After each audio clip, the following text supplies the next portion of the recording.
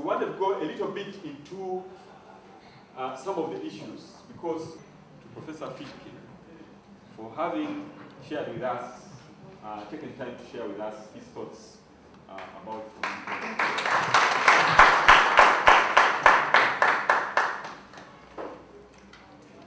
So, very quickly, I'm going to go through some of the findings. We did some local analysis, and I must tell you, this is not from participatory appraisal.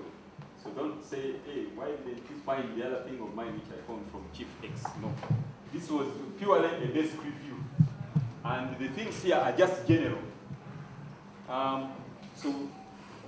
And you can follow from there's something in your binders.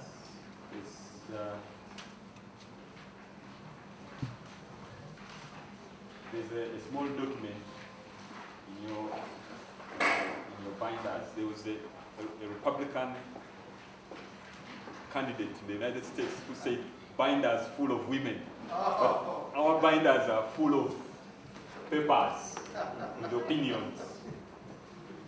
So we start by looking very briefly about this region, the Elgon region of eastern Uganda, which has several districts. I think there are about 10. There may be more or less. I'm not this figure, but there are about 10 districts.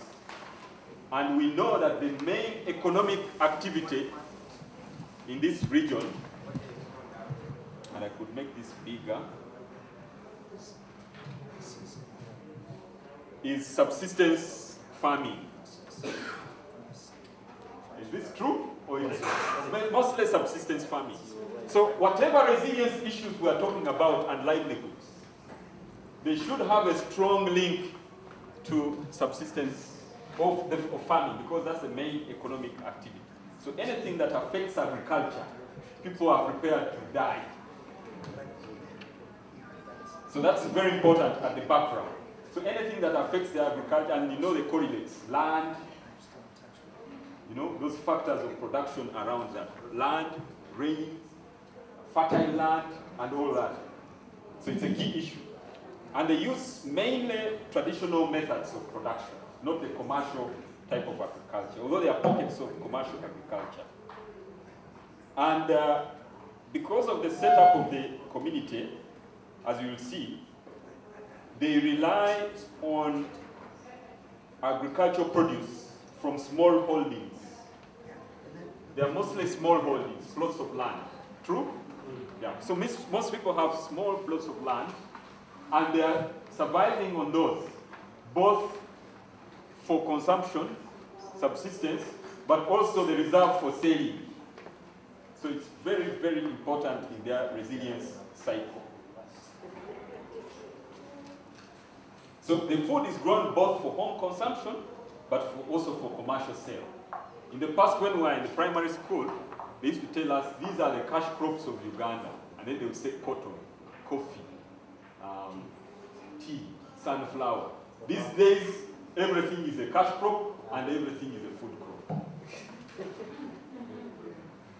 Now, the Elgon system has two main topographical types. This came from the Department of Geography, and it's good that it's here. There are two main topographical types. Some of the districts are in the mountainous terrain,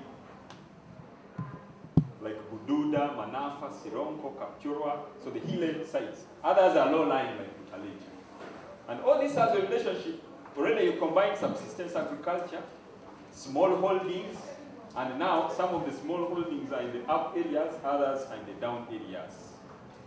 Now the Geography Department summarized for us the physical characteristics of this area compared to other regions that we're looking at. The ecosystem is mainly mountain type, montane. There's a close relationship to the mountains. The population density, look carefully. That's the number of people on a square kilometer in this region, is between 339 to 952. You get it? The number of people per square kilometer in this region is 339 to 952. So some areas are 900, there are almost 1,000 people in a square kilometer.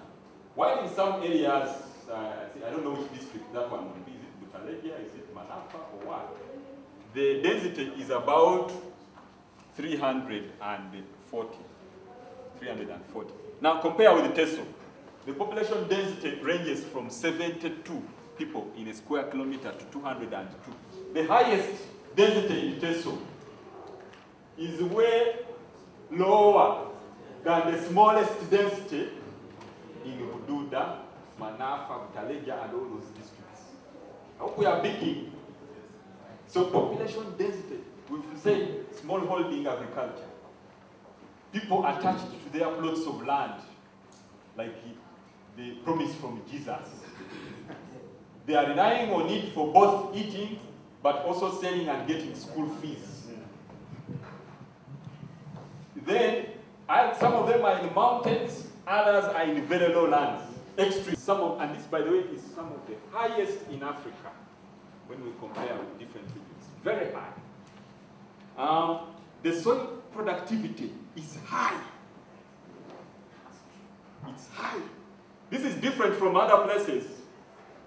So this not only, okay, this place has the problems of pressure and water, the population pressure, but the soil, you throw there something, overnight the thing sprouts. Of course, that is now superfluous. It's not overnight, but yeah. But the key message here is that the productivity, the yield of the soil is good.